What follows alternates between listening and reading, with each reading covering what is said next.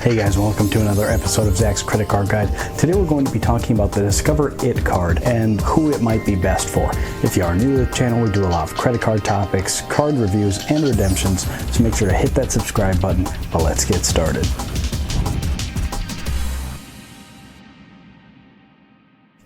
So guys, like many of you, ever since I started getting into this hobby and applying for more cards, I get a lot more of these mailers than I used to. And I got this one this week. It's for the Discover It, just the regular card with the rotating categories. And for those of us interested in cards, what might be the best use case scenario for this card? Now, I'm not going to apply for it because it doesn't really fit into my strategy, so I don't need that. Actually, I do need it for the video.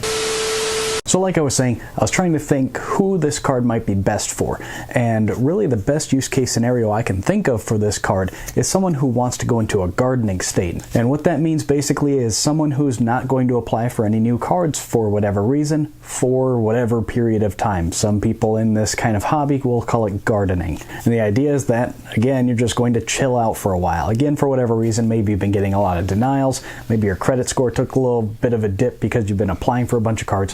Whatever your reason is, you're not going to apply for any for a while. And that's why I think this card might be one of the best ones to get in that scenario. And here's why. So we'll get into the marketing material here and kind of take a look at this card. Now, when you first open it up, they of course give you all of the propaganda and everything, comparing it to other cards and things like that. But there are a couple things that I want to check out. So the first being that it has 0 intro APR for 14 months. Now, if you do have kind of a larger purchase, and for whatever reason you want to take advantage of that financing, again, be careful with that because you can get into kind of a hole, and that's really what they're counting on.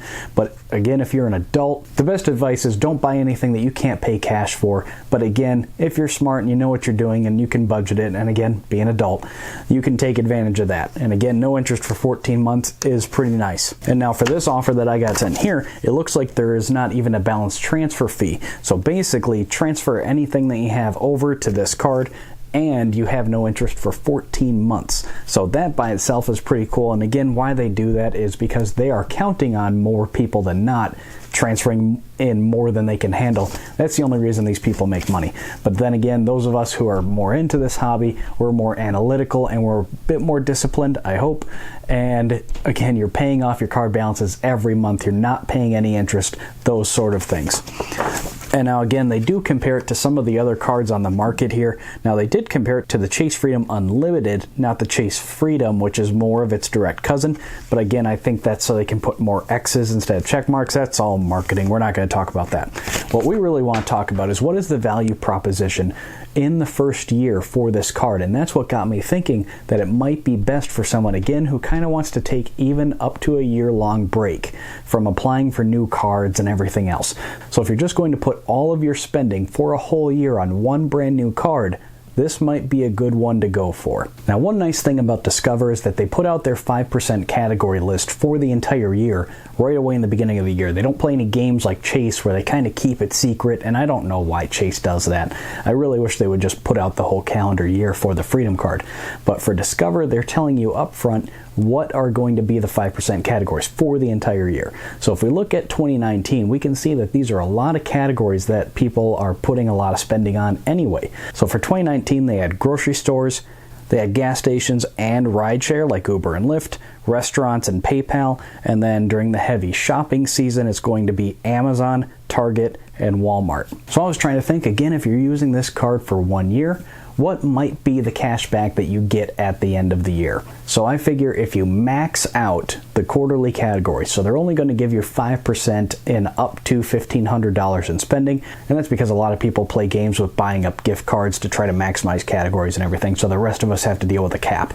So they only let you get up to $1,500 in spending per quarter for the 5% match, and after that it's only 1%. So for the purposes of this video, we're just going to assume that you max it out. So $6,000 in quarterly spending over the course of a year is going to get you $300 in cash back. And now for the rest of your spending, I figured about $600 a paycheck, just to pick a weird number, just again for the purposes of this video. And again, you're only getting 1% there, so that's going to get you $156 in cash back at the end of the year. And notice we haven't talked about a bonus yet on this card. card. And that's because Discover does things a little bit differently. Instead of a traditional bonus like what we're used to, where you have to spend so much in so many days, they just match your cash back at the end of the year. So using our scenario here, both of these numbers are going to be doubled, and you're going to end up with almost $1,000 in cash back at the end of the year. So for that first year, really what this card is 10% on these categories